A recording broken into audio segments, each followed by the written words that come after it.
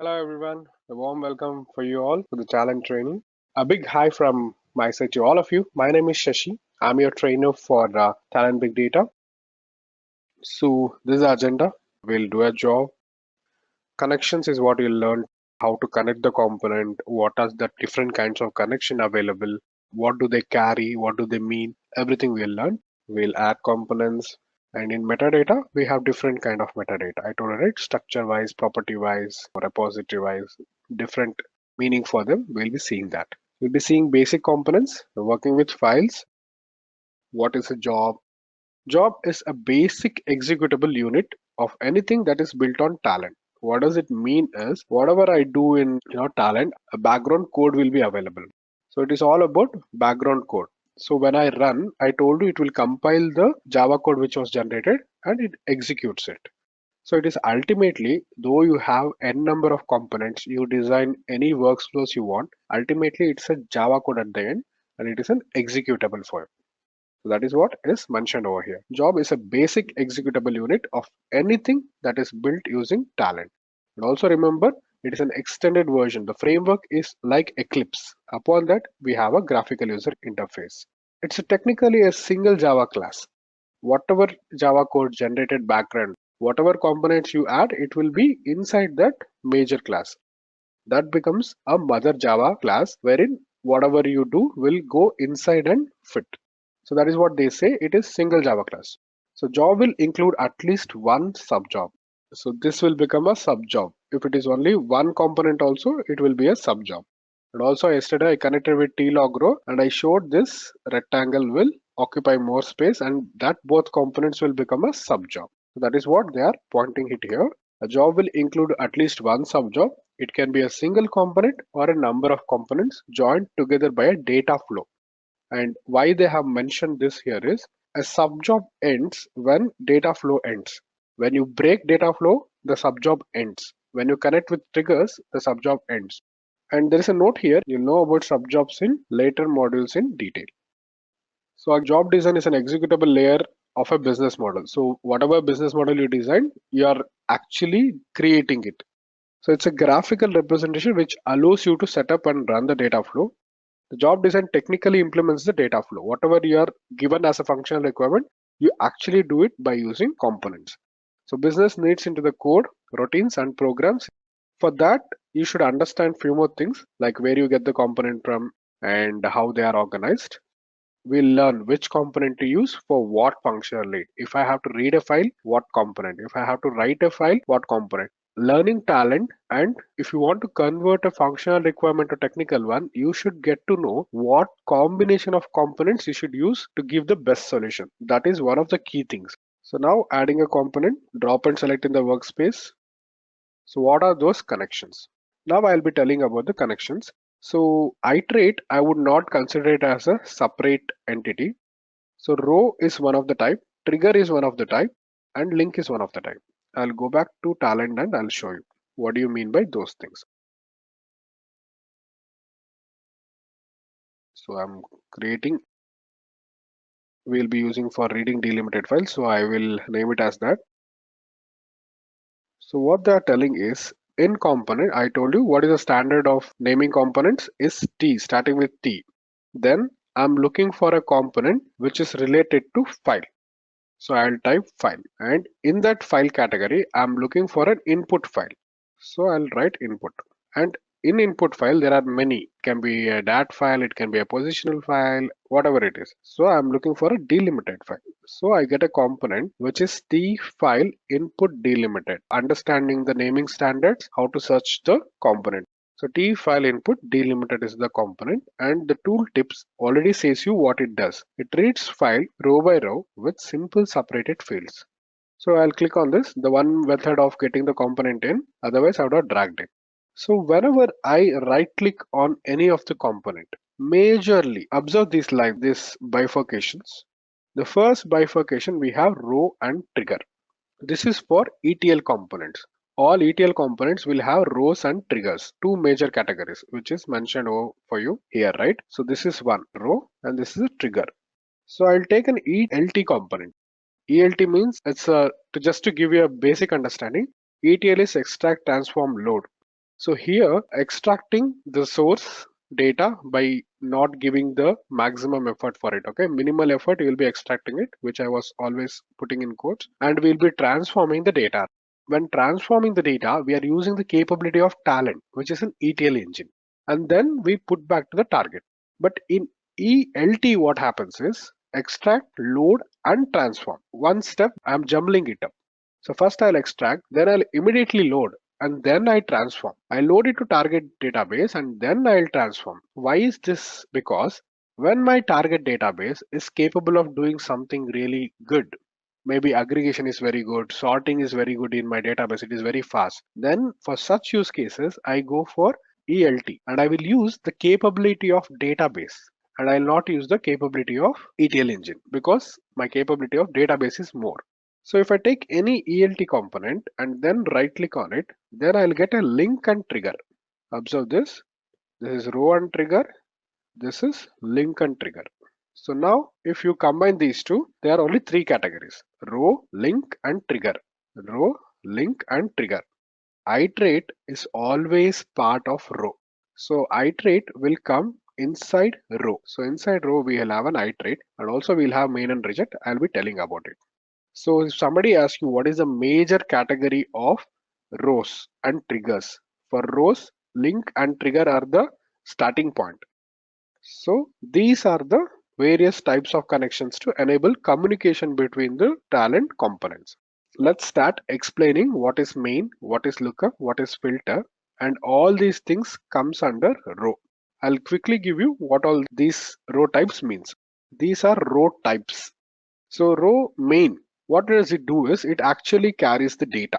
All of them carry data, but what do they actually carry is the importance. This is the most commonly used row, which passes the data flows from one component to another component, iterating on each row and reading input data according to the component. Lookup also is kind of from a component whatever I'll get as a main row. In certain cases, it will turn as a lookup. And whenever I use filter, so filter, I'll be having conditions. So few of them rows will come in filter, few of them goes in reject. So we have rejects, we have error rejects, we have output, we have uniques, duplicates, multiple input. So all of these, if you observe here, they are all specific to few components. See, uniques and duplicates, it is available in T-unique row, and output is available in T-map. So these are all just to give you an insight that Talend has so many things in rows, so many things in iterate, and so many things in trigger. So rejects, error reject, output, Unix duplicates, and multiple IO. All of this you'll be seeing in detail. I'll not explain right now what are they and how they work. So I'll go to iterate. So you can see here, T file list is one of the components. So it is connected with an iterate. So only for this specific component and for T file delimited, I already showed you there is an iterate. So how iterate works is one by one. For each row, we can do a set of function. Say for example, we have 10 products. So when one product comes into ETL, we have to do n number of work on that product. So you need to iterate n times. So in such situation, we go for iterate. Trigger is always about handling the workflow. When it starts, based on some condition, it has to go here. Based on error, it has to go to the error log. If it is success, first job, which I'm downloading something. If download is completely success and the file is not corrupted, then only I go and read it. So you are going to make conditions. All these conditions which will control the workflow will be under triggers. So triggers, we have two levels: component triggers and subjob triggers. So on component OK, on component error, on subjob OK, on subjob error are the conditional, I mean, based on error or successful completion, we will change the workflows using these triggers. And also if we have to change the workflow or the flow of the data based on certain condition, we have a separate trigger for it called runif.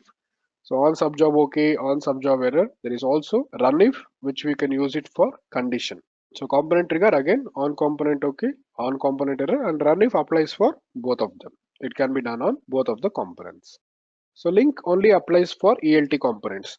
They transfer the table schema information from component which you are joining to the component which is mapping.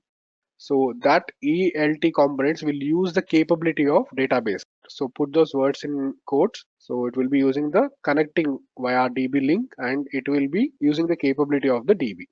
There are something called as rows and triggers. For each component, whenever you right click, the first bifurcation, this line, what is the row type? Main, reject, iterate are the major ones. Based on component, it can go on error, reject, unique, duplicate. Based on component, it can change. But the standard ones are main, reject, and iterate. What are the triggers present? On subjob OK, on subjob error, run if, on component OK, on component error. So this is about your connections. So now we'll jump on, we'll create a connection, we'll go into one of the example. So whenever we right click on whatever I showed now, main, reject, and iterate, so we can use one of the connection and we can do some action on it. So what is metadata and schema? Now, before even we create a job, it is better to understand what are available and how do we do it. So that is why they are giving what is schema, all those stuff they are trying to tell you before you develop a job. Metadata, so it is data about data. So data about the data is generally referred as metadata. It described about your what is clear data about what data itself is. So it will tell you for which metadata it is, what is the structure, what is the length, what is the data type. Everything comes under your metadata. In Talend, metadata refers for reusable configuration. That is why metadata is inside repository. So you can create it once and use it many times. So they are defined only once and can be used in multiple jobs. So I quoted an example, right? I have 10 jobs. I'm using DBIP as a parameter over there as a context. So if I have to change the value of variables, I don't need to go to do it in 10 jobs. Instead, I can just change it in my repository. It will be automatically reflected in all other 10 jobs. So that is the metadata which we are speaking about. In Talend, most commonly used form of metadata is schema. So structure, whatever we define, that is mostly used many times in data, Talend data. So let's see how can we create a metadata. So metadata defined for data source must be accurate. It should be describing format of underlying data. Talend stores metadata definition in schemas, but these schemas are built in. Individual components are stored in its metadata repository. Let me go and teach you first how will I do all these things. So now again, our use case is to read a in schema, again listing, not about how to use it. What are the different things available? So repository schema means whatever I'm creating it here. If I create a metadata over here, if I tell and right click and create some connection, create some metadata for it, then it is a metadata, repository metadata schema.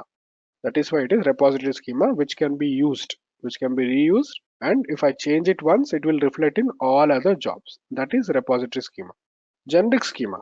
We have something called generic schema, wherein if I want to use it multiple times, but not on whatever changes it happens, it is not tied to any component. If you check here, we have a metadata for file, positional, XML, databases. It is all specific. This property or this repository is for file. This repository is for DB. We have bifurcated here, right? But same, I'll say there are 5 fields in file, delimited file. And I'll say 5 fields are there in DB, which are same. Structure wise, they are same, but data type may differ. But if data types are same, I can use the generic schema, which can apply to a file also, which can apply to a database also. That is the concept of generic schema. Again, there is something called generic schema, which can be used irrespective of tagging to any of the component. It is independent. And what is this fixed schema? Few standard schemas are available in Talend. Say for example, if I take TLOG catcher, it is one of the component which catches log. But if you see the schema of this component, it is grayed out. That means not editable, and I don't have an option to create, delete. Everything is disabled over here. So it is a standard schema provided by Talend. I cannot change it. So these kind of schemas are called standard schema. It will be for one purpose. For a purpose, it will be standard. That is why we have fixed schema for few of the components.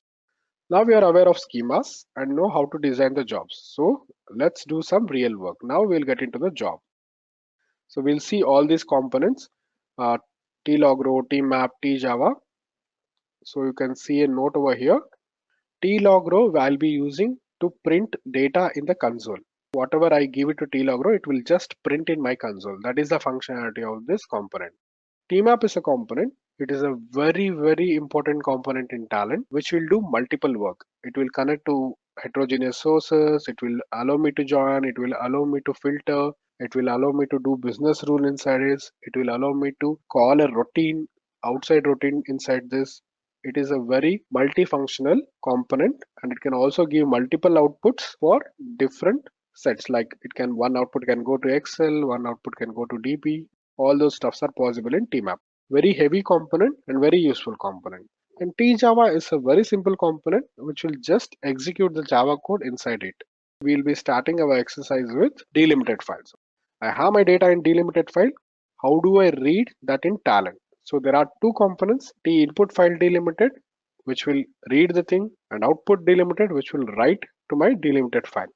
So let's go back to my job. So let's come to practical scenario. So T is the component name starting letter, file, input and delimited.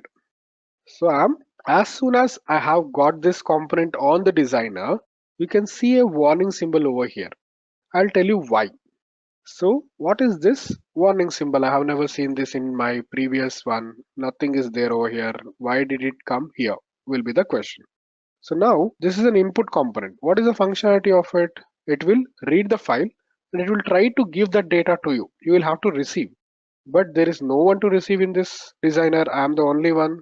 So if you bring your pointer on the warning, it will give you certain warnings. What are those warnings? It is not errors, it are warnings. Okay. No schema has been defined and there is no output links. There are two warnings. First of all, any component which is dealing with ETL needs a structure. What is the structure of that file which I am reading?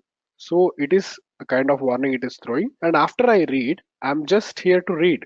I'm not giving it to anyone, which is so my usage is waste. That is why I'm also telling you I'm just reading that data, but I'm not giving it to anyone. So that is the two warnings it is giving at the beginning itself. Okay, we'll solve this. And second thing which you have to observe is right click, first bifurcation, rows and trigger. It has all three triggers. Okay. For example, if I take T file list and if I right click on it and I come to row, I'll have only one, which is iterate.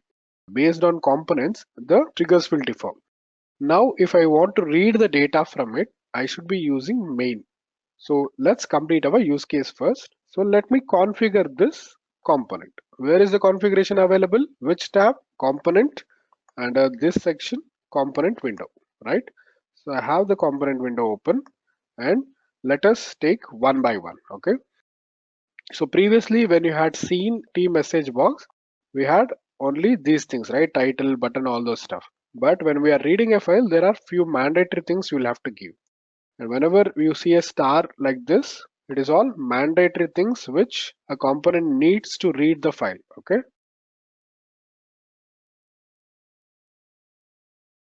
I have a delimited input file over here, which looks something like this.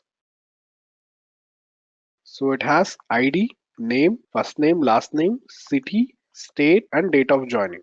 So it is delimited by a pipe and the rows are separated with a new line character. This is my input file which I have to read. So what my component is asking for is first is property type. Let's it be built-in. I'll tell you what is the difference between built-in and repository. It will have two values. Okay. Right now built-in, which means manually I have to input all these values. So property type built-in, it is asking me for a file. So let me give the file name which I want to read. So inside my workspace, I have input folder and I'm having delimited 1_3.1 txt. I'll click open. So I have given the file name over here. First configuration done. But then one thing to remember, our windows will have backward slash, Talend will replace with forward slash. So it is Talend standard way. And what is my row separator in the file which I showed you? Next line. So how do we represent it? New line character /n. But field separator is semicolon by default, but my file is not separated by semicolon, but it is separated by pipe. So I'll give pipe over here.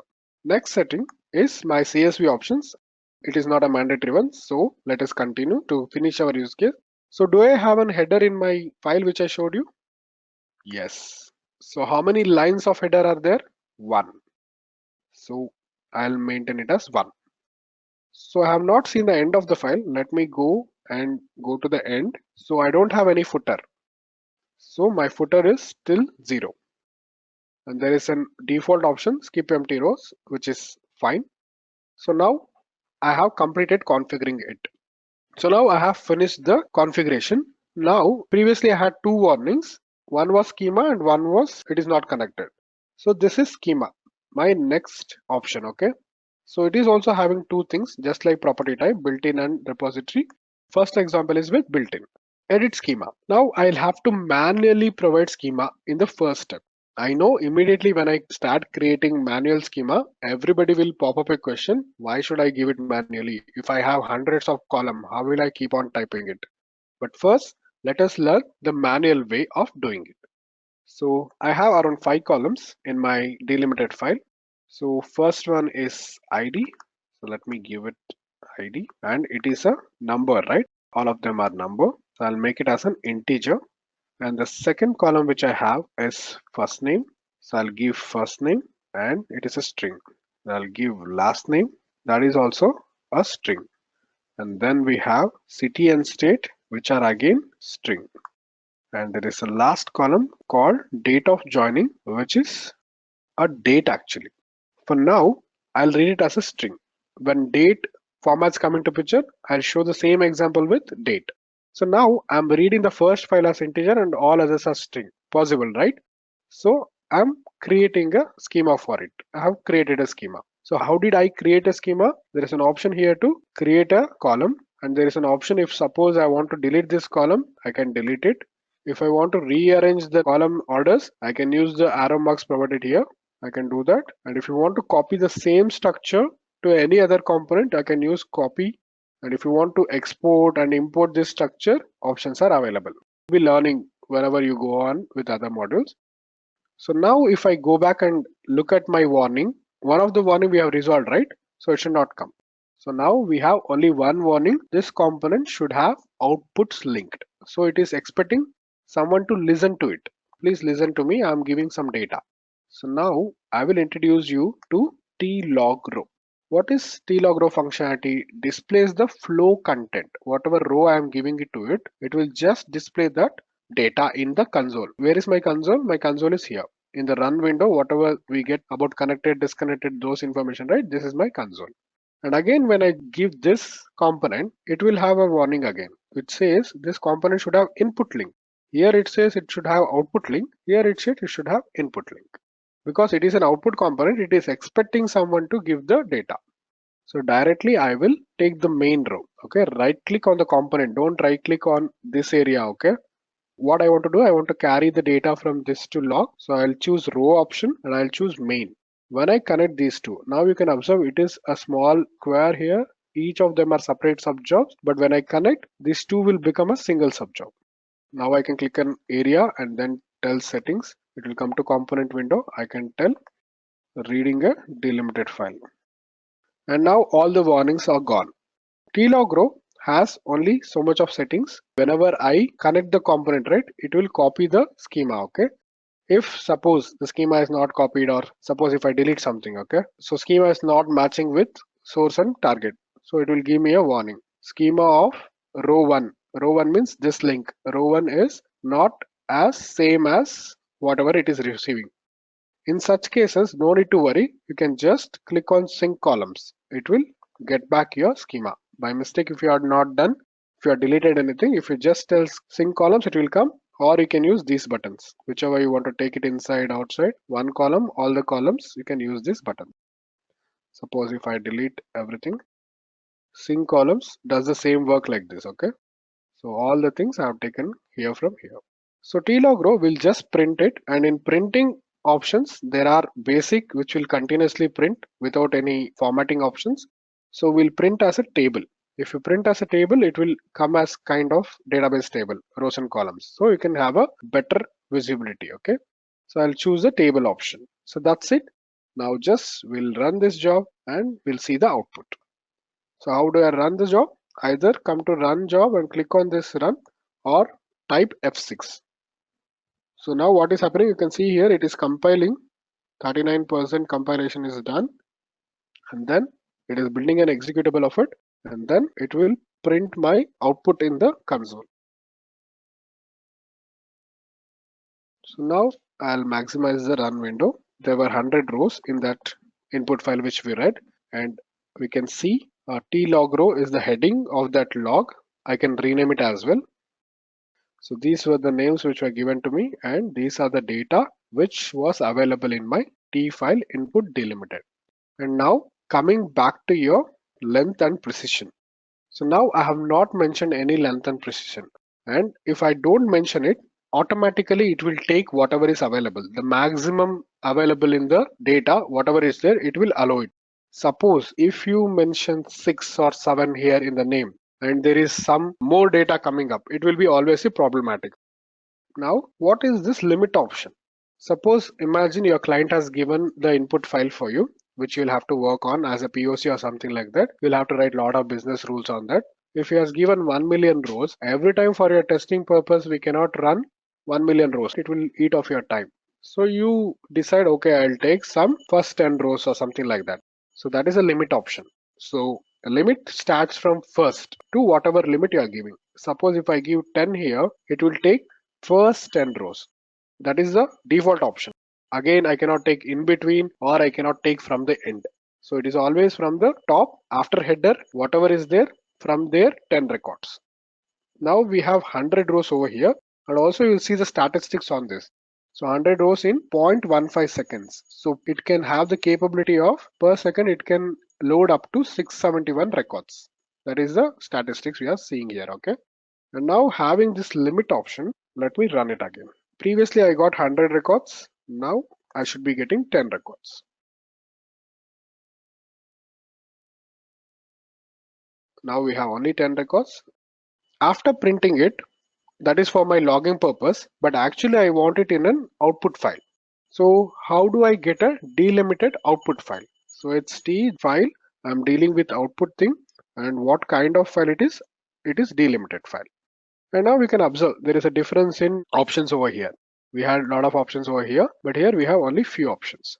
So again, I'll have warning which will tell me it is expecting some input link. Okay, I can either give it directly from input delimited to here, and also I can pass the data which was coming into TLOG row. Even I can do that. Both way I can do.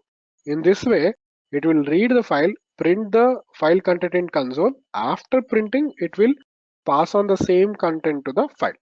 Okay, so let me decide where this file has to be resided. And if you observe now, again, I don't need to define schema for output. It will be automatically copied. If not copied, again I have sync columns, right?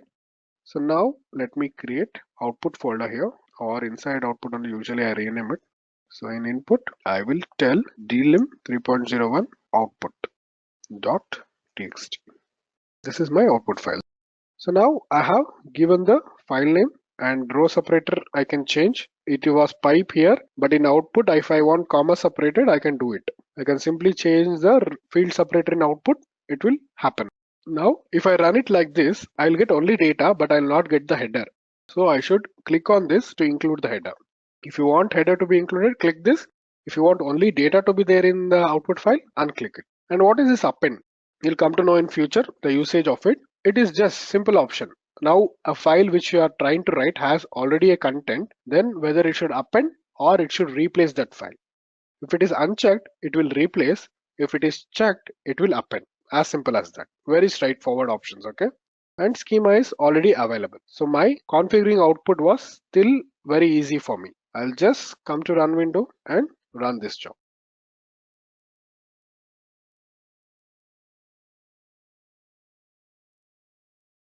So now if you see 10 rows has been read from the input, 10 rows has been printed, you can see here, and same 10 rows has been sent to my output file. Now let me go and open my output file in the place which I have created it. So now we can see T delimited 3.1 output which was created now. If I open this, from source it has 100, but now it will be only 10. Along with header it is 11. And you can observe my source was having pipe, but my target is having comma delimited. I had changed it in my settings. Can we print it directly? So you can directly use the main, put it to output delimited, and then Run the same job. It will not be printed, only connected, disconnected. When you go back to the file, you'll see the output has been available in your output file. So now I have created it manually, right? Now let's do it dynamically.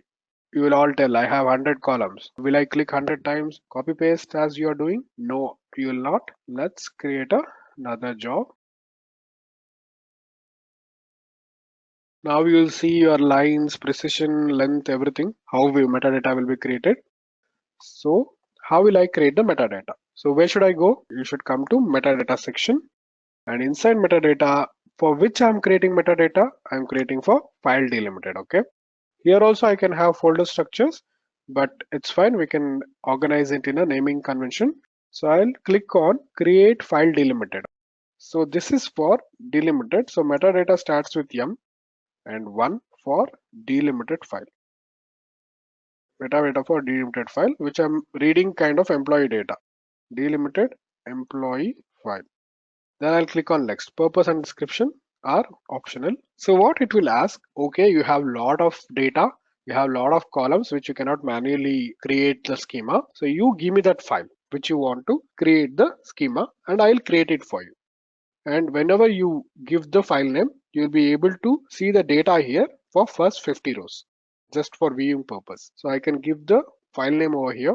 So it is my delimited input. This is what we read with manual method. So now I'm giving it to, it can be Unix or Windows, both are UTF-8, it's not a problem. So it is giving me this data. Okay, so it will try to read the data, it will try to get your header row, it will try to predict your data type, it will try to predict your length, and it will tell you, see boss, you are giving me this file, I have analyzed it completely, I have come up with this structure and this length. If you are okay, go ahead. If you are not okay, tell me what to do. That is the next step. If I click on next button, we'll have a lot of options like this. So my field separator, okay, this is a drop down. See, it is giving me the file, but it is reading as a single field, okay, because the field separator is by default semicolon. So let me change it to custom UTF-8, and I'll give here pipe. Observe the steps. There are standard options, but if standard options are not available, then you have to go for custom UTF-8 or ANSI. So now I'm going to custom UTF-8, and I tell it is pipe. And now I tell it is row separator is /n only. And then I have an header, but I'll not give it here. There is a straightforward option over here. Set the heading row as the column names, which is a customized option. This is what is the beauty of Talend. Most of the time, the first line will be header. So they are giving a straight away option here. Okay. If your headers are 2 or 3, you can click here and write 1 or 2, 3, whatever you want. Then I'll click it here, set heading row as column names, and I will tell refresh it based on these values I have provided. So now it takes all the values, and now you can see it clearly separates them as rows and columns. It has taken it as header fields, and it has formatted it. So in case of dynamic creation, it's via metadata, and to create manually, we pull the component from the palette. Even now we'll pull the component from the palette, but in property type we had set built-in. Now we'll go on a repository mode. And next question which will pop up for you, okay, if I have file and I know how it is coming, right, I can create the metadata. What if it is dynamic? In open source, we don't have support for dynamic schema. Like today your customer is sending 5 fields data. Tomorrow if he sends 6 fields, our job will fail 100%. In license version, we have a concept called dynamic schema. In that option, we can use it. Okay, for now, whatever we're doing, it's all fixed structures. Now, if I click on next, you will observe it will go through all your data. It will predict, okay, the first ID, all the data it will parse and tell, yes, all of them are integer. So I can give it as integer, and the maximum length which it has seen in the file is 6. And file name, it is a string, it is maximum length it has seen is 10. City, maximum length it has seen is 14. It has identified the last column as date by itself, and it has also given the pattern of it, and it has also given the length of it. So this is how your length. Now you go with this metadata. Okay, today your customer has given a test data, and in that test data the largest ID was 6. Tomorrow he sends you 1 million records where your ID is 7. Then it will fail. So that is why length will always be giving the maximum. Okay. With the today's file, whatever we have got, the length is 6. So we can continue with our work. So on click of finish, my metadata creation is completed. And now I show you the third method. You can also drag and drop your metadata. And what happens is there'll be a difference. If I drag and drop it like this, directly it will come. Okay, because I know which component I'm dragging and dropping. But in metadata, structure and file properties are different. I'll tell you why. There were two property types. One was in the beginning, one was at the end. This one I'm speaking about. This property type and this schema type both has the built-in and repository options. Why? Because structure repository only relates to structure. I can take structure from repository, but I can change properties manually. That is the level of flexibility Talend provides. Or I can take properties. Properties means these values: file name, file row separator, field separator are the properties of the file. That can be also be built in or repository. Schema is independent of this property. So that is why we have two options over here. So don't go deep into it. Just understand, for properties, I have a separate maintenance. For schema, I have a separate maintenance. So now if I drag and drop it, it will be having a confusion Talend. So it will ask, boss, I have structure which you have created. Okay. That structure can be used in input also. It can be used in output also. Now if you drag and drop, it will ask, out of so many components which I can take this structure, which one you want to use? So if you can observe here, I have the output file also, I have the input file also. That is the flexibility and beauty of Talend. Structure can be reused across the components, right? So now it's my turn to get only the input delimited thing. So if I click on input delimited, the name will be changed to the metadata name. It will be not T file input, and I have all of this pre-populated. Now if you can see here, they are all grayed out and you have this light icon. That means they are being referred from repository. You cannot change it. If you click this, it will tell either go and change it in repository, or if you want to change only for this job, then you click on this. Then everything will become manual. Now let me demonstrate the repository. So repository is available, and I'll go and select this repository as this delimited file which I had created. Now again I get back the grade and bulbs. This is how your repository thing work. Previous was manual. Now I just dragged and drop. I'm not giving any of these values. And similarly, I'll take a same structure for output. So I'll drag and drop. I will tell T file delimited output. So I get this component, and only thing I have to do is here I'll do repository change because I don't want to put it in the same file, output file, right? I'll change it to built-in. Now I have everything copied. So I don't have to worry. I have the schema without even connecting this. I have the schema. So now I'll change it to repo output. So 2 drag and drops and 1 connection without doing any manual work. I should be able to do this. So I have 100 rows completed. Now let me go back to my output. So you can see I have my output ready, and I have not included header. That is why it is not coming. So by defining metadata, you avoid your manual creation and you can use it in n number of jobs. So method 1, creating metadata for local use, creating repository metadata for global use. So built-in repository, what it means, built-in means your job for local job accessible outside the specific job. It cannot be accessible outside the specific job. Repository, it can be shared among the name, separator, row separator, header, schema, built-in. So how to add the columns manually, and how do we connect it to TLOG Row, and how to see the output. And second thing we did was using metadata. So in metadata, we created a delimited file. We provided the necessary details. We gave that file and we saw the output. And then we gave the pipe delete on option and we made it set as heading row. So now repository, how to select the repository we did. And then we saw the output. Okay, we are done with reading the delimited file. Let's see how to do into output. Same thing, we are done for output. So from TLOG Row, we had carried on to the output file delimited, and even directly also we have demonstrated. Thank you all. Bye.